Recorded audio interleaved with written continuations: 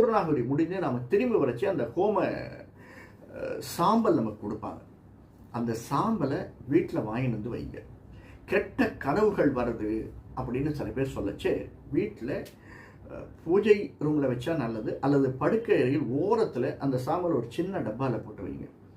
கெட்ட கனவுகள் வந்தாலும் அதை நம்மை பாதிக்காத அளவிற்கு அது நமக்கு நல்ல உயர்வை தரக்கூடியதாக ஒன்று. இது இரண்டாவது. மூன்றாவதாக, எங்கேயாவது நம்ம வெளியில் போகணும் அப்படின்னு நம்ம எத்தனிக்கிற போது முதல்ல நாம் ஏறக்கூடிய வாகனத்தை சரிபார்த்து விட்டு ஏறுதல். மூமெண்ட் அப்படிங்கிறது ராகு கேது, அந்த மூமெண்ட்டில் நம்ம எதுவும் பிசகிடக்கூடாது. அதை எஸ்பெஷலி தனுர் ராசிக்காரர்கள், போராட நட்சத்திரக்காரர்கள் என்ஷூர் பண்ணிக்கணும். சரியா? அதை நம்ம